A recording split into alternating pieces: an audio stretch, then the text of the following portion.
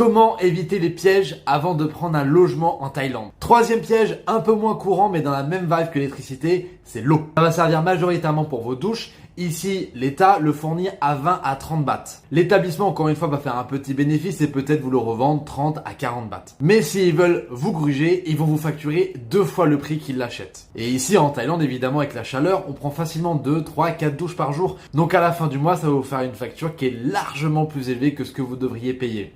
Et là, il n'y a pas de limite. Ils peuvent vous facturer 80, 100, 120 bahts l'unité. Il y a une autre arnaque qu'ils pratiquent également, c'est vous faire un forfait au mois. Et ils vont vous prévoir peut-être 500 bahts de forfait par exemple.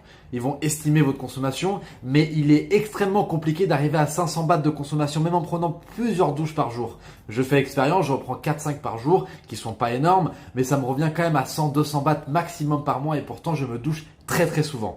Mais sur un forfait à 500 bahts, vous allez devoir payer 500 bahts quoi qu'il arrive, alors que vous allez consommer même pas la moitié de ce qui avait été prévu. Et donc l'arnaque est en place et vous allez devoir payer à la fin du mois et vous vous serez fait avoir. Encore une fois, bien demander le prix de l'unité avant de prendre votre logement. Quatrième piège, un classique, même en France, c'est les paiements en avance. Si vous avez un contact avec quelqu'un, que ce soit sur Messenger, que ce soit sur Airbnb, Booking, tous les sites que vous souhaitez, et qu'on vous demande de payer en avance ou de payer pour réserver votre logement, ça va être un gros red flag. Ne vous faites pas avoir. Ici en Thaïlande et surtout en Asie, c'est très simple de trouver un logement le jour même. Vous n'avez pas à payer des sommes faramineuses avant de rentrer dans votre logement ou avant de l'avoir vu. Allez les voir sur place. Voyez les choses par vous-même et une fois que vous êtes sûr et que vous avez tout vu et que vous avez eu le contact en main propre, là vous pourrez payer sereinement pour votre mois en cours ou plusieurs mois si vous le souhaitez.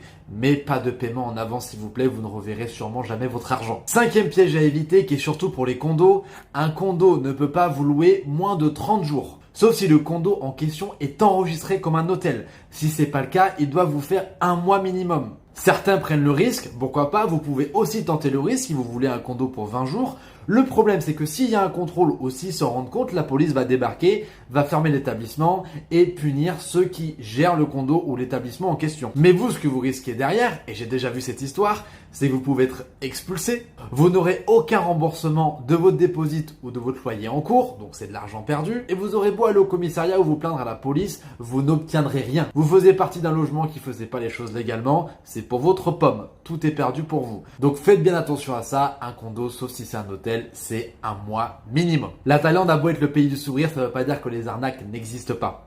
Ne payez pas en avance. Allez sur place, rencontrez la personne avec qui vous avez eu le contact, visitez votre chambre et le condo en général. Posez les questions directement à la personne et mettez tout par écrit s'il le faut. Il faut que vous ayez toutes ces informations avant de payer. Comme ça, à la fin du mois, vous n'aurez pas de surprise sur la facture finale. Soyez pas naïfs et prenez soin de vous.